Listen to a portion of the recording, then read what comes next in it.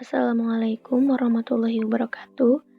Perkenalkan, nama saya Gina Almaida. Saya dari Sekolah Tinggi Teknologi Industri dan Farmasi Bogor. Di sini saya akan mempresentasikan mengenai produksi vaksin COVID-19 di Indonesia. Berikut adalah poin-poin pembahasan yang akan dibahas pada presentasi kali ini. Yang pertama, ada virus COVID-19. Yang kedua, vaksin.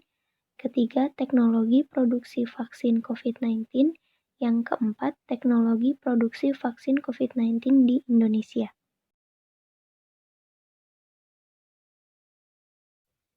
Pembahasan pertama yaitu virus COVID-19.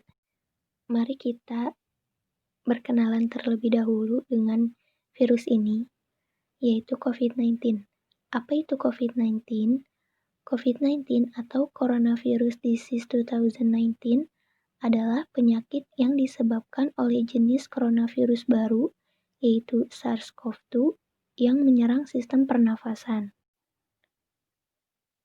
Virus corona merupakan jenis virus selubung atau sampul yang dilindungi lapisan tersusun dari protein dan minyak yang dikenal sebagai lipid bilayar. Lapisan protein tersebut mirip dengan duri mahkota. Duri-duri tersebut berguna dalam mengikat membran sel inang untuk mengaktifkan enzim furin. Enzim furin sendiri banyak ditemukan dalam organ tubuh manusia, seperti di paru-paru, hati, dan usus kecil. Inilah yang membuat virus mudah menyerang organ-organ tersebut. Virus corona pertama kali ditemukan di kota Wuhan, Cina pada akhir tahun 2019. Di Indonesia sendiri, saat ini jumlah kasus terkonfirmasi positif hingga tanggal 16 November 2020 adalah 467.113 orang dengan jumlah kematian 15.211 orang. Tingkat kematian atau case fatality rate akibat COVID-19 adalah sekitar 3,3%.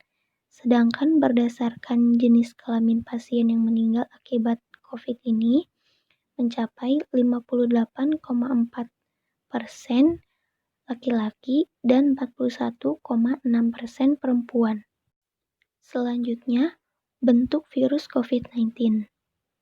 Dinamakan coronavirus karena permukaannya yang berbentuk seperti mahkota, crown atau corona. Kemudian, ada bentuk yang menyerupai paku, yang mana memungkinkan mengakibatkan infeksi.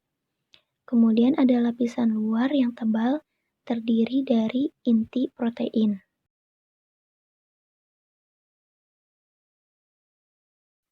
Sifat virus COVID-19 ada 4. Yang pertama yaitu tahan panas. Virus corona sendiri mempunyai sifat yang sensitif terhadap panas.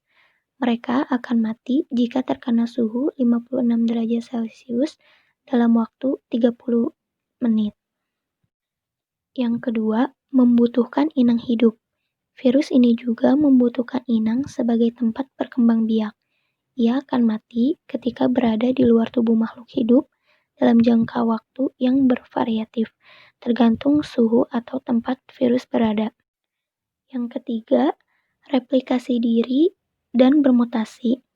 Berkembang biak dengan cara mereplikasi diri dan bermutasi.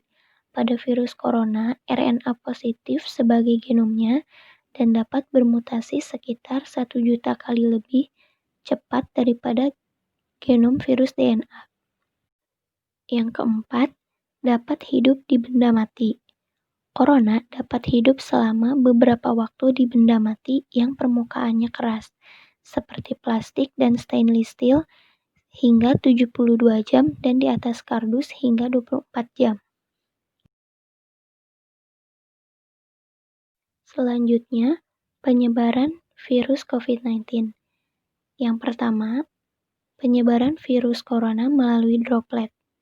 Penularan virus corona bisa terjadi melalui droplet saat seseorang batuk, bersin, bernyanyi, berbicara, hingga bernafas. Saat melakukan hal-hal tersebut, udara yang keluar dari hidung dan mulut mengeluarkan partikel kecil atau aerosol dalam jarak dekat. Yang kedua, penyebaran virus corona melalui udara. Setelah mendapat kritikan dari ratusan ilmuwan terkait penyebaran virus corona melalui udara, akhirnya WHO pun mengakuinya. Organisasi tersebut mengakui adanya bukti bahwa virus corona itu bisa menyebar melalui partikel-partikel kecil yang melayang di udara. Yang ketiga, penyebaran virus corona melalui permukaan yang terkontaminasi. Cara penularan virus corona ini terjadi saat seseorang menyentuh permukaan yang mungkin telah terkontaminasi virus dari orang yang batuk atau bersin. Lalu, virus itu berpindah ke hidung, mulut, atau mata yang disentuh setelah menyentuh permukaan yang terkontaminasi tersebut. Mengutip dari WebMD, virus corona bisa bertahan selama 2-3 hari di permukaan tertentu. Untuk mencegah cara penularan virus ini, bisa dengan membersihkan berbagai permukaan tersebut dan hindari menyentuh mata, hidung, dan mulut sebelum mencuci tangan. Yang keempat, penyebaran virus corona melalui fekal oral atau limbah manusia. Sebuah studi menunjukkan bahwa partikel virus corona ditemukan juga pada fekal oral orang yang terinfeksi, seperti urin dan fesis. Namun, WHO mengatakan hingga saat ini masih belum ada laporan yang dipublikasi terkait cara penularan virus corona melalui cara ini dan bukan menjadi upaya transmisi utama virus.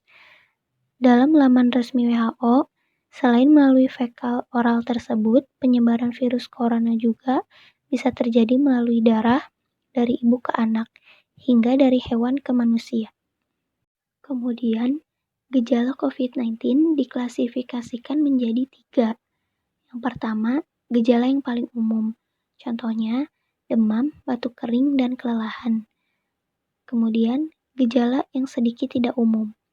Contohnya, rasa tidak nyaman dan nyeri tenggorokan, diare, konjungtivitas atau mata merah, sakit kepala, hilangnya indera perasa atau penciuman, ruam pada kulit, atau perubahan warna pada jari tangan atau jari kaki. Yang terakhir, gejala serius, contohnya kesulitan bernafas, nyeri dada atau dada tertekan, dan hilangnya kemampuan berbicara atau bergerak.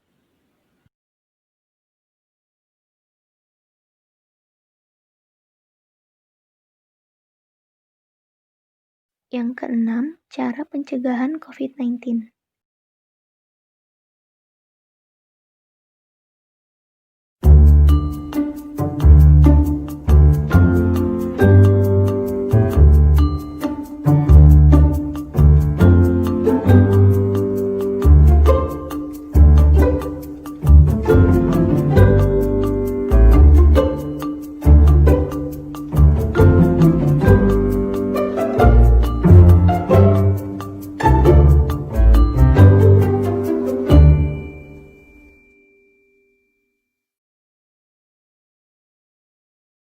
Pembahasan kedua yaitu vaksin. Nah, vaksin ini memegang peranan penting pada saat pandemi seperti ini, di mana semua masyarakat, semua negara membutuhkan adanya vaksin ini. Baik, apa sih vaksin itu? Jadi, vaksin ini adalah zat atau senyawa yang berfungsi untuk membentuk kekebalan tubuh terhadap suatu penyakit. Jadi, diharapkannya dengan vaksin ini adanya pemutusan rantai tali pandemi yang sedang terjadi pada saat ini. Kemudian tujuan pemakaiannya melindungi diri dari penyakit infeksi yang berbahaya, bahkan penyakit mematikan. Yang ketiga, mekanisme kerja memberikan antigen bakteri atau virus tertentu yang sudah dilemahkan atau dimatikan, yang kemudian merangsang sistem kekebalan tubuh untuk dapat mengetahui, menghancurkan, dan mengingat benda asing. Jadi, dengan adanya vaksin ini, tubuh kita dapat dengan mudah mengenali dan mencegah benda asing yang nantinya masuk dan menyerang tubuh. Masuk pada pembahasan ketiga, yaitu teknologi produksi vaksin COVID-19. Jadi, teknologi ini terdiri atas 6 teknologi. Yang pertama, vaksin inaktif. Vaksin inaktif mengandung seluruh atau sebagian kecil dari bakteri atau virus yang telah terbunuh. Vaksin inaktif ini digunakan selama lebih dari seabad untuk mendorong perlindungan terhadap patogen virus. Vaksin inaktif merupakan satu dari 3 vaksin yang berlisensi saat ini. Teknologi inaktif dapat bervariasi berdasarkan strain virus, namun sebagian besar proses pembuatannya menggunakan formaldehid, beta-propiolakton, atau iradiasi ultraviolet. Selain disesuaikan dengan strain virus, prosedur pembuatan vaksin menggunakan teknologi ini memerlukan fokus untuk beberapa elemen penunjangnya, seperti waktu, suhu inkubasi, buffer, konsentrasi reagen yang digunakan untuk menghasilkan produk yang fungsional. Di samping itu, pada teknologi vaksin inaktif ini masih adanya kekurangan yang terjadi. Contohnya adalah terdapat penelitian yang mengonfirmasi bahwa terjadinya kerusakan hemaglutinin substansial yang diakibatkan oleh formaldehid, BPL, atau iradiasi UV. Oleh karena itu, disarankan untuk melakukan uji in vitro untuk memeriksa apakah serum imun yang diinduksi oleh vaksin inaktif akan memediasi AD atau antibody dependent enhancement dalam beberapa sel. Selain itu, penggunaan vaksin ini juga membutuhkan dosis berulang dan atau dosis pendorong. Dan pada vaksin ini biasanya ditambahkan adjuvan. Adjuvan ini adalah zat yang membantu memperkuat dan memperpanjang respons kekebalan terhadap vaksin. Akibatnya, reaksi lokal umum seperti sakit pada lengan mungkin lebih sering terjadi. Jadi pada penggunaan vaksin ini sering terjadinya sakit pada lengan. Yang kedua, vaksin yang dilemahkan. Vaksin ini mengandung mikroorganisme yang hidup dan dilemahkan. Dengan metodologi ini akan terjadi penghapusan protein amplopnya. Sebagian besar vaksin telah dikembangkan untuk meningkatkan respons antibodi penawar anti-S. Salah satunya adalah vaksin virus hidup yang dilemahkan. Vaksin yang dilemahkan termasuk ke dalam vaksin yang berlisensi saat ini selain vaksin inaktif. Vaksin yang dilemahkan secara langsung sangat efektif dalam memberikan perlindungan terhadap penyakit dan menghentikan penyebaran epidemi virus patogen. Salah satu contoh paling sukses pada teknologi ini adalah vaksin antipoliosabin yang telah digunakan untuk memberantas poliomielitis. Selain itu, ada vaksin influenza, yaitu dengan memanfaatkan telur ayam berembrio yang dimurnikan dengan ultrasonografi gradien sukrosa. Rekayasa teknologi ini juga telah digunakan dalam pengembangan genetika arah balik untuk virus corona termasuk SARS-CoV dan MERS-CoV. Dengan metodologi ini akan terjadi penghapusan protein amplop. Virus-virus ini telah terbukti dapat menginduksi respon imun berbasis humoral dan seluler pada hamster dan tikus. Namun, di balik kesuksesan dari teknologi ini, penggunaan vaksin yang dilemahkan mempunyai beberapa resiko seperti terjadinya kembali virulensi dan cedera jaringan yang memicu terjadinya perkembangan infeksi sekunder yang lebih parah. Yang ketiga, vaksin subunit. Vaksin subunit mencakup satu atau lebih antigen, RBD, S1, dan S2, dengan imunogenisitas kuat yang mampu menstimulasi sistem imun inang secara efisien. Secara umum, jenis vaksin ini lebih aman dan lebih mudah untuk diproduksi, tetapi seringkali membutuhkan penambahan bahan pembantu untuk memperoleh respon imun protektif yang kuat. Sejauh ini, beberapa lembaga telah memprakarsai program vaksin subunit SARS-CoV-2 dan hampir semuanya menggunakan protein S sebagai antigen. Dilaporkan bahwa vaksin subunit protein virus S untuk SARS-CoV menghasilkan titer antibodi netralisasi yang lebih tinggi dan perlindungan yang lebih lengkap daripada vaksin SARS-CoV yang dilemahkan, protein S panjang penuh, dan vaksin protein S berbasis DNA. Secara umum, protein S adalah situs target yang disukai dalam pengembangan vaksin SARS atau MERS, dan strategi yang sama dapat berpotensi dalam mengembangkan vaksin SARS-CoV-2. Yang keempat, ada vaksin berbasis vektor virus. Vaksin berbasis vektor virus memberikan ekspresi protein, tingkat tinggi dan stabilitas jangka panjang, dan memicu respon imun yang kuat. Vektor virus ini dianggap sebagai teknologi potensial untuk terapi gen dan vaksin.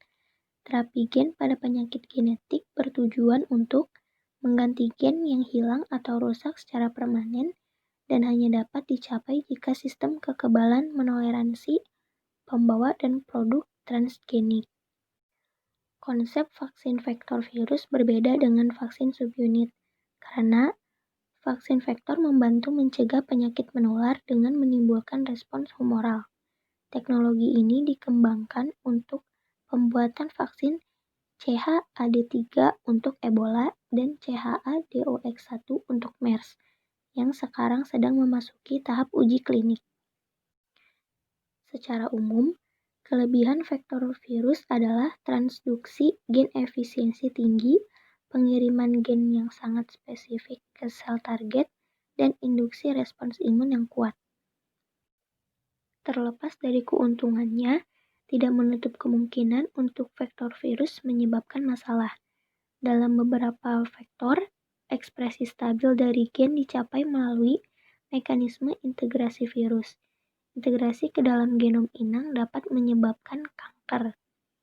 Hambatan lain untuk penggunaan klinik vektor virus adalah adanya kekebalan terhadap vektor yang sudah ada sebelumnya. Hal tersebut disebabkan oleh paparan virus sebelumnya dan produksi antibodi penawar yang mengurangi kemanjuran vaksin sendiri. Yang kelima, ada vaksin berbasis DNA. Teknologi ini melibatkan pengenalan asam nukleat ke dalam sel inang yang kemudian mengarahkan sintesis polipeptida yang dikodekan dan menstimulasi respon imun.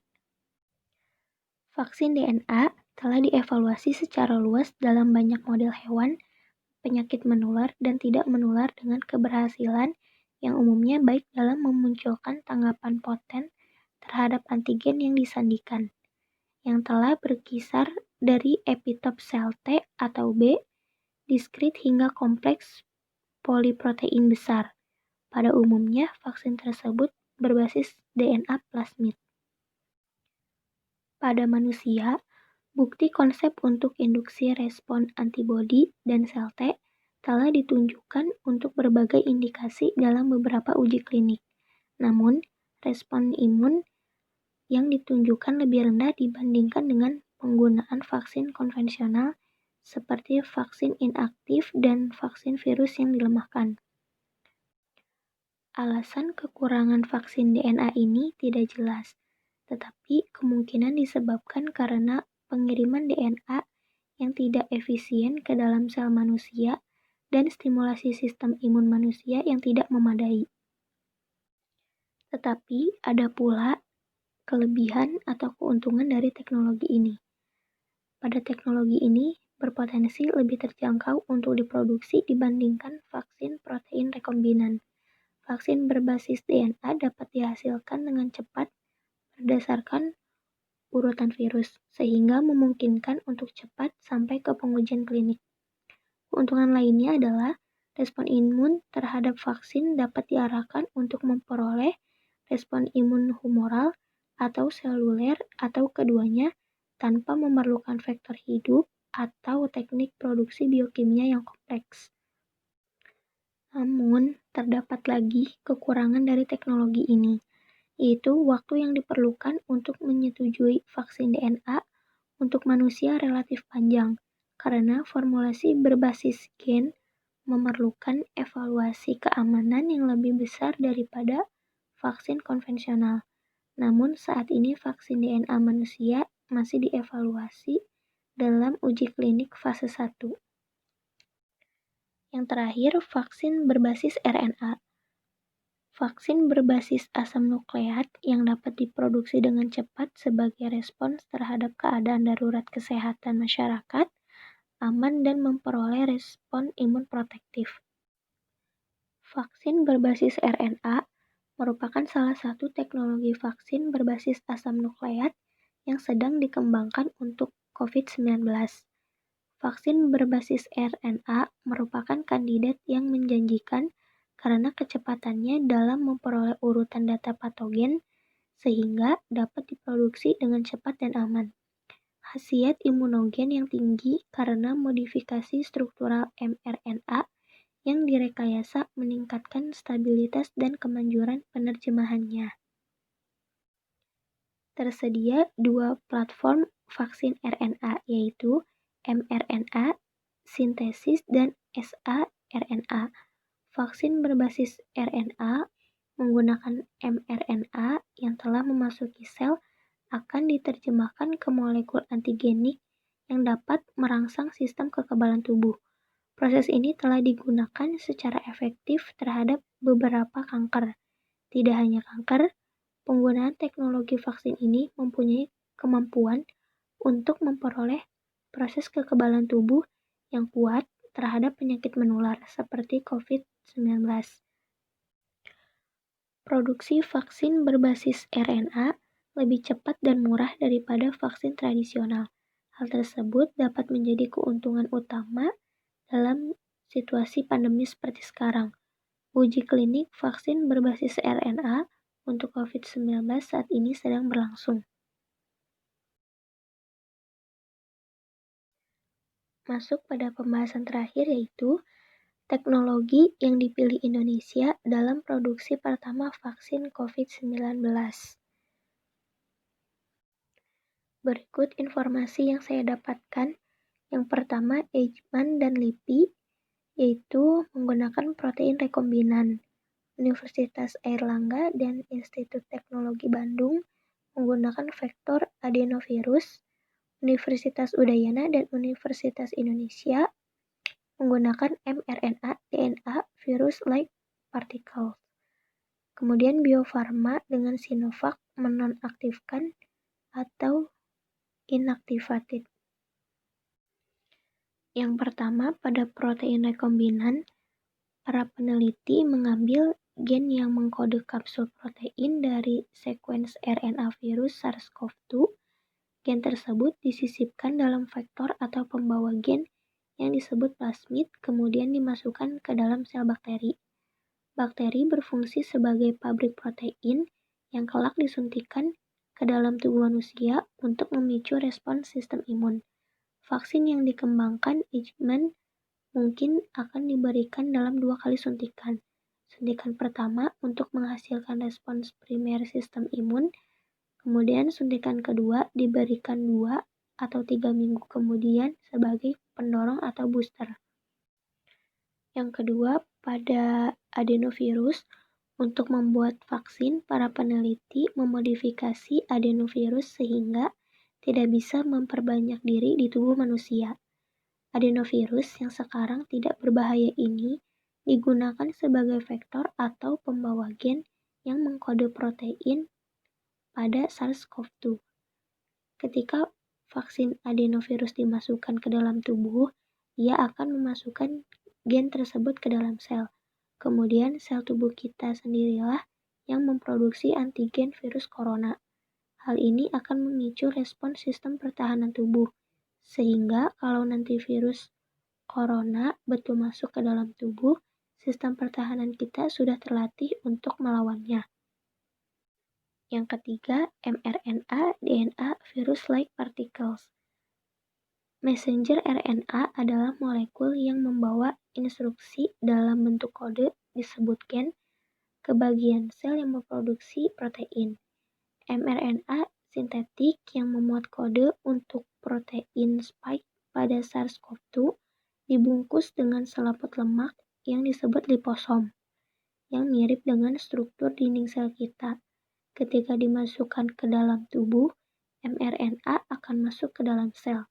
Kemudian, sel akan menggunakan gen dalam mRNA tersebut untuk memproduksi protein spike yang melatih sistem pertahanan tubuh kita. Yang keempat, ada menonaktifkan. Cara ini menggunakan protein yang mana adalah komponen dari virus corona yang bersifat sebagai antigen dan dapat memicu terbentuknya antibodi dalam tubuh manusia. Saat ini, uji klinis fase 3 sudah memasuki masa monitoring untuk melihat efikasi atau khasiat, immunogenicity, serta memastikan keamanan dari calon vaksin COVID-19 tersebut. Kemudian, ada tips kegiatan saat di rumah saja.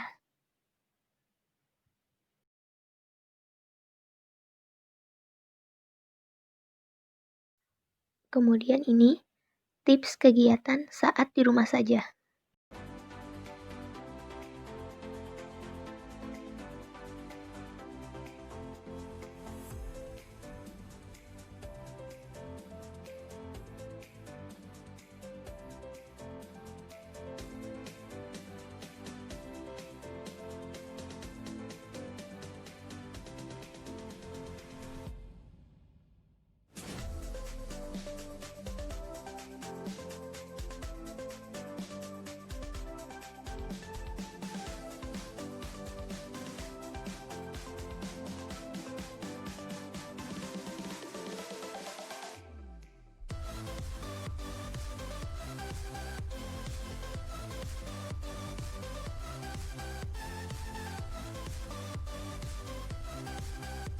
Kesimpulan pada presentasi kali ini, yang pertama, virus COVID-19 adalah penyakit yang disebabkan oleh jenis coronavirus baru, yaitu SARS-CoV-2 yang menyerang sistem pernafasan.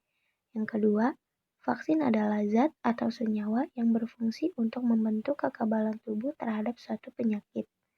Teknologi produksi vaksin menggunakan metode yang berbeda-beda, di antaranya metode protein rekombinan oleh Eichmann dan Lippi, vektor adenovirus oleh Unair dan ITB, mRNA DNA virus-like particles oleh UNUR dan UI, kemudian menonaktifkan atau inactivated oleh Bio Farma dan Sinovac.